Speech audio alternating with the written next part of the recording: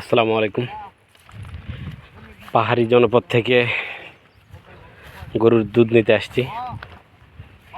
ওই যে আমার চাচা দুধ নিয়ে আসতেছেন।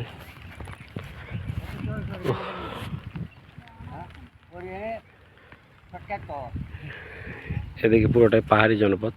দেখুন আকাশ মেঘলা, সম্ভবত বৃষ্টি আসবে।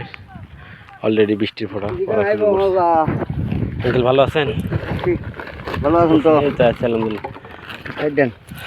আমি আর ভাবলাম যে আঙ্কেল মনে হয় দুধ আছে অনেকগুলা। না না, অনেকগুলো আছে।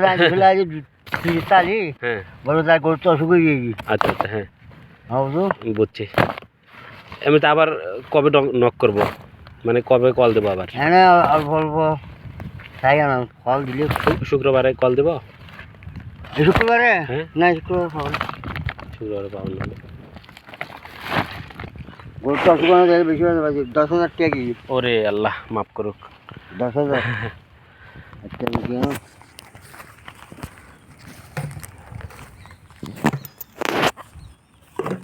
তাহলে আঙ্কেল 50টা 40 না?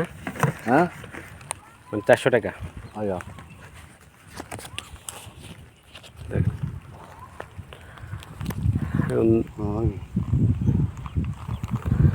তাহলে ঠিক আছে, তাহলে শুক্রবারে কল দেবো না? আর শুক্রবার হল না, দেখেন না, অল্প করে হলেও জুল দিতে পারেন। মানে হয় কি আমার না, ঠিক আছে, আমার ডেলি লাগে হচ্ছে হাফ কেজি করে। তো দেখা গেল শুক্রবার যদি 1-2 কেজিও দিতে পারেন, 1-2 লিটার, তাহলে আরও 4 দিন ওইদিকে খাইতে পারবো। তার আবার পরে শুক্রবার পর্যন্ত আসবে আর কি, বোঝেন নাই?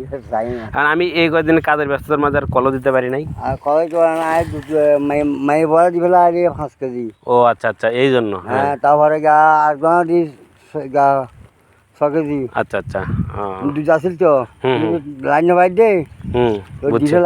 শোনেন, ওই আপনার যখন দুধ ওইরকম হবে, একটু কষ্ট করে একটু কল দিয়েন না। আমাদেরও তো কাজে কর্ম মনে থাকে না। তো যদি আপনি বলেন যে আপনার এরকম আবার হয়ে যাচ্ছে, তখন আমরা এসে নিয়ে যেতে পারবো। আমার আজকে দুধের দরকার ছিল যে 15 কেজি।